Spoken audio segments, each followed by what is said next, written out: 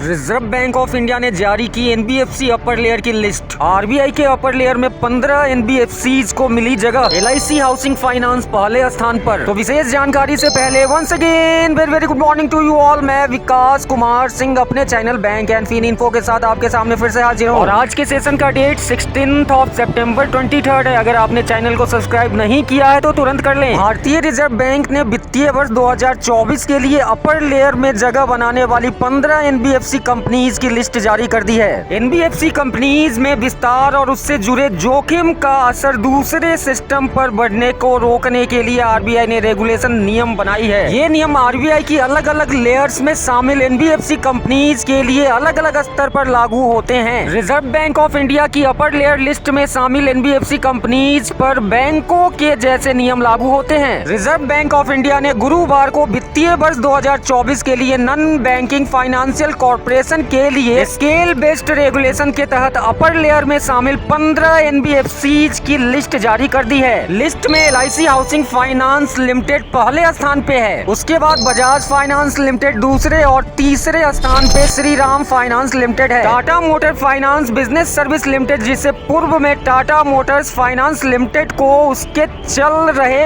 व्यवसाय पूर्ण गठन के कारण क्वालिफाई होने के बावजूद लिस्ट में जगह नहीं दी गई है। हालांकि चौथे स्थान पे टाटा सन्स प्राइवेट लिमिटेड को सूची में जगह मिली है। इसी तरह 5वें स्थान पे एल&टी फाइनेंस लिमिटेड को जगह मिली है। 6वें स्थान पर Piramal capital and housing finance limited, वहीं 7वें स्थान पर Cholamandalam investment and finance limited को रखा गया है। 8वें स्थान पर India bulls housing finance limited और 9वें स्थान पर Mahindra and Mahindra financial service limited को जगह मिली है। जबकि 10वें स्थान पर टाटा कैपिटल फाइनेंस लिमिटेड, वहीं 11वें स्थान पर पीएनबी हाउसिंग फाइनेंस लिमिटेड और 12वें स्थान पर एचडीबी फाइनेंशियल सर्विस लिमिटेड को रखा गया है। वहीं 13वें स्थान पर आदित्य बिरला फाइनेंस लिमिटेड, जबकि 14वें स्थान पर मुथूट फाइनेंस लिमिटेड और 15वें स्थान पर बजाज हाउसिंग फाइनेंस लिमिटेड को मिली है। आरबीआई ने अक्टूबर 2021 में बैंकिंग क्षेत्र पर कड़ी निगरानी रखने और ओवरऑल फाइनेंशियल सिस्टम के जोखिम को कम करने के लिए गैर बैंकिंग वित्तीय कंपनियों के लिए 4 लेयर का रेगुलेशन सिस्टम बनाने की घोषणा की थी। आरबीआई मानक पूरे करने वाली एनबीएफसी को अलग अलग लेयर में लिस्ट करता है। इसमें capital requirement, governance standards, prudential regulation और एनबीएफसी के अन्य पहलुओं को ध्यान में रखा जाता है।